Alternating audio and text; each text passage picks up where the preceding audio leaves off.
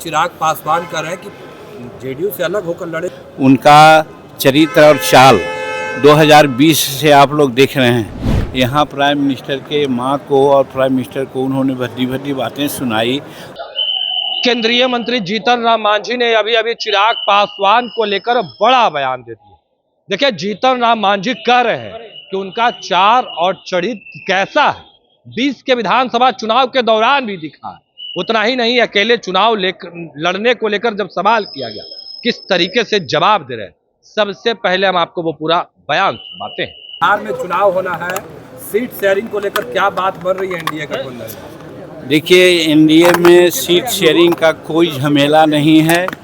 जो head quarter से लोगों को आदेश मिलेगा वो मान्य होगा, और वो हम समझते हैं राष्ट्रपति जो उपराष्ट्रपति का चुनाव है उसके बाद में ये बातें होगी। आपने कल दिल्ली में शायद आपने कहा भाषण में कि हमको जरूरत पड़ेगी तो हम अकेले भी चुनाव लड़ सकते हैं, क्या वो अपने ये बात आपने कहा था? देखिए, कार्यकर्ताओं का मनोबल बढ़ाने के लिए कभी कभी कुछ बातें बोल देनी पड़ती है।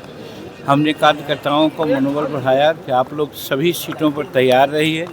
कहीं ऐसी ज़रूरत हो सकती है कि सभी सीट पर लड़ना पड़ जाए, और स्वाभाविक भी है जब हम एनडीए को मदद करेंगे तो सभी सीट पर लड़ना होगा, क्योंकि हेलीकॉप्टर से यात्राएं करते हैं हम लोग।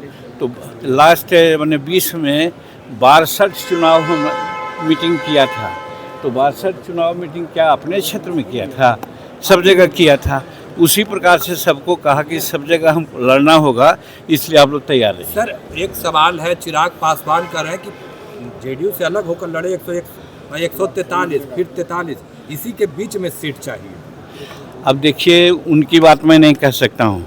उनका चरित्र और चाल 2020 से आप लोग देख रहे हैं, इसलिए उनके बारे में मैं नहीं कहता हूँ।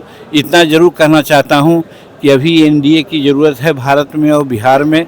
वैसी परिस्थिति में एनडीए कमज़ोर नहीं हो, हर एनडीए के जो अंग है उसको चाहिए कि मदद करें। अच्छा, केरल कांग्रेस ने जो बयान दिया है बीडी और बिहार को लेकर, आप कैसे देखना है? वो बहुत अपमानजनक बात किया है, और कांग्रेस वालों को तो लग रहा है कि उनके ज़मीन जो पैर का है सब निकल जा रही है। तो वैसी परिस्थिति में प्रलाप कर रहे हैं। यहाँ प्राइम मिनिस्टर के मां को और प्राइम मिनिस्टर को उन्होंने भद्दी भद्दी बातें सुनाई। उसी प्रकार से केरल में उनके लोग सुनाए हैं। तो कहने का मतलब इससे पता चल जा रहा है कि वो लोग जनतांत्रिक मूल्यों में विश्वास नहीं करते हैं। वो कुछ गलत ढंग की बात प्रचारित कर करके अपने को स्थापित करना चाहते हैं, यही साबित होता है। और जो केरल में जो बात हुई है उसकी हम भर्त्सना करते हैं। जीएसटी में बड़े बदलाव हुए हैं, गरीबों के लिए एनडीए नेताओं कर रहे हैं। ये ऐतिहासिक फैसला है। आज हम 46 वर्ष से राजनीति में हैं। इतना बड़ा सौगात गरीबों के लिए कभी नहीं दी गई थी। और ख़ास करके जब दिवाली और दशहरा मनाने जा रहे हैं हम लोग, उस समय आपने देखा है कि जो 28% का स्लेब था और 12% का स्लेब था, उसको कर दिया गया है 18 और 5। और उसमें भी दर्जनों ऐसे जिनिस हैं जिन पर 1 पैसा का भी जीएसटी नहीं लग रहा है, जीएसटी। तो इस तरह से नरेंद्र मोदी जी गरीबों के लिए जीते हैं, गरीबों के लिए मरेंगे, गरीबों के लिए बात करते हैं। वैसी परिस्थिति में जो भी संभव था उन्होंने किया है। इससे एक तो हमारा जितना महंगाई है, महंगाई का मुद्दा लोग बनाते थे, वो मुद्दा साफ होता है। और दूसरे तरफ दूसरे देश जो गिदड़ भभकी दे करके हम पर दबाव डालना चाहते हैं, उनको भी इससे जवाब मिल जाएगा।